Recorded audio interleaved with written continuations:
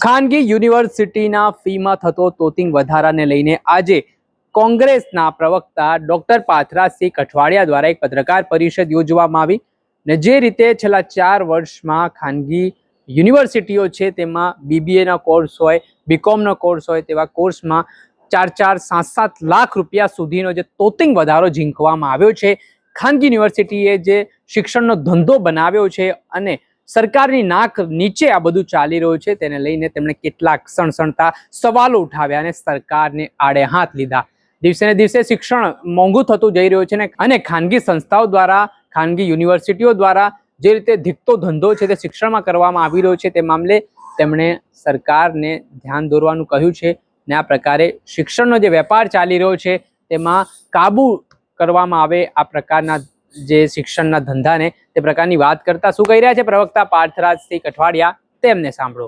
ગુજરાત રાજ્યમાં સરકાર દ્વારા એવી બુમરાંગો પોકારવામાં આવે છે કે ગુજરાત રાજ્યમાં સૌથી વધારે યુનિવર્સિટીઓ છે, પણ એ સૌથી વધારે યુનિવર્સિટીઓ એ પ્રાઇવેટ યુનિવર્સિટીઓ છે જે ખુલ્લેઆમ ધોળા દિવસે વાલીઓ અને વિદ્યાર્થીઓને લૂંટી રહી છે। ગુજરાત રાજ્યની ખાનગી યુનિવર્સિટીમાં સામાન્ય સ્નાતક જેની 2,500-3,000 જેટલી ફી ગ્રાન્ટીનેડ કોલેજો અને સરકારી કોલેજોમાં લેવામાં આવે છે, તેની સામે આ ખાનગી યુનિવર્સિટીઓ મેડિકલ એજ્યુકેશન કરતાં પણ વધારે ફી લે છે, ટેકનિકલ એજ્યુકેશન કરતાં પણ વધારે ફીસ લે છે। સામાન્ય બીએ, બીકોમ, બીએસસી કરવું હોય તો વાર્ષિક 6 લાખ જેટલી ફી। જે આંકડા સામે આવે છે કે એક સામાન્ય વિદ્યાર્થીને જો આ ખાનગી યુનિવર્સિટીમાં ગ્રેજ્યુએટ થવું હોય તો એના ફીના જે આંકડાઓ છે એ ચોંકાવનારા છે। અમદાવાદ યુનિવર્સિટી વર્ષે 6 લાખ એટલે 4 વર્ષ પૂરું કરતા 24 લાખ। વડોદરાની નવરચના યુનિવર્સિટી જેમાં બીબીએ કરવું હોય તો વર્ષે 6 લાખ રૂપિયા, વર્ષે જેને કહી શકાય 4 વર્ષના કોર્સમાં 6 લાખ રૂપિયા જેટલો ખર્ચ થાય। મારવાડી યુનિવર્સિટીની વાત કરીએ તો 4 વર્ષના કોર્સના 5,20,000 થાય।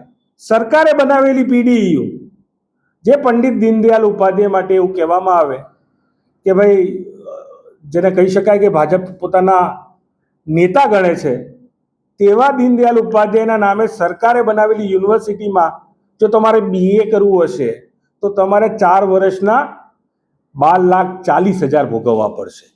સામે તમે વાત કરો કર્ણાવતી યુનિવર્સિટી, બીબીએ કરવું હશે 4 વર્ષમાં તો વર્ષે 3 લાખ ફી ભરવી પડશે। 12 લાખ ભર્યા પછી તમારો બાળક એ બીબીએની ડિગ્રી મેળવશે।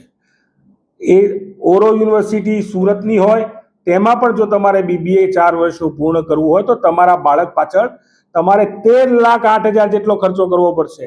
આ આંકડા જોઈને એવું થાય કે ખાનગી યુનિવર્સિટી ખુલ્લેઆમ જે રીતે લૂંટ મચાવી રહી છે તેની સામે સરકાર ક્યાંક ઘૂંટણીએ પડી છે, નતમસ્તક થઈ છે। અમારી માંગ છે કે એક રિટાયર્ડ જજની કમિટી બને। જેમ સરકારી યુનિવર્સિટીઓમાં, એન્જિનિયરિંગ કોલેજમાં, મેડિકલ કોલેજમાં ફી નિયમનની કમિટી હોય છે તો આ ખાનગી યુનિવર્સિટીના માથે કેમ કોઈ ફી નિયમનની કમિટી નહીં? જેમ ફાવે એમ ખુલ્લેઆમ જે ઈચ્છા હોય તેવી કહી શકાય કે ફી ઉઘરાવે અને એની પાછળ જે લોકો બેઠા છે, જે માફિયા બેઠા છે, શિક્ષણના માફિયા, એ કરોડો રૂપિયા કમાય અને ગુજરાતના વાલીઓ અને વિદ્યાર્થીઓ લૂંટાય।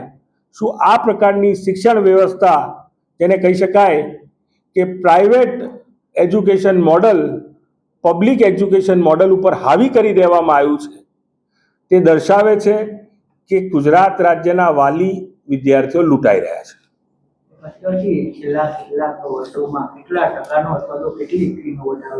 2023માં જે સંસ્થાની ફી 4,20,000 હતી, આજે એ સંસ્થાની ફી 6 લાખ છે। એટલે 4 વર્ષનો કોર્સ પૂરો કરતા 7 લાખ કરતાં પણ વધારે ફીનો વધારો એક જ સંસ્થાએ ઝીક્યો છે। આવું બીજી એક સંસ્થાની વાત કરીએ તો એમાં પણ જેને કહી શકાય કે 4 વર્ષના કોર્સમાં 1,60,000ની ફીનો વધારો ઝીકાયો છે। આવી અનેક સંસ્થાઓ મનફાવે તેમ ફી ઉઘરાવી રહી છે। ચિંતાનો વિષય એ છે કે આ ખાનગી યુનિવર્સિટીના મોડલમાં, શિક્ષણના મોડલમાં આ ટોપ યુનિવર્સિટીઓમાં તો નથી આવતા પણ ટોપ ફીમાં જરૂર આવતા હશે. આ પ્રકારનું શિક્ષણનું મોડલ એ ગુજરાતના ભાવિ માટે ચિંતાજનક છે. આવનારા સમયમાં પોતાના બાળકોને કેમ ના ભણાવવા આ ચિંતાનો વિષય છે. જે આપણે સાંભળ્યા હતા કોંગ્રેસના પ્રવક્તા પાર્થરાજસિંહ કઠવાડિયા, હાલ તેમનું મહત્વનું નિવેદન સામે આવ્યું છે. તેમણે વર્ષો મુજબ જણાવ્યું છે કે આ વર્ષમાં આ યુનિવર્સિટીની આટલી ફી હતી જે વધીને આ વર્ષમાં આટલી થઈ ગઈ છે. એટલે આમાં શિક્ષણ મંત્રીએ તો આગામી સમયમાં પત્ર લખીને રજૂઆત કરવાના છે અને જરૂર પડે તો આંદોલનની પણ તેમણે ચીમકી ઉચ્ચારી છે. દર્શક મિત્ર, આવા જ વિડીયો જોવા માટે નવજીવન ન્યૂઝ જોતા રહો. લાઈક કરો, શેર કરો.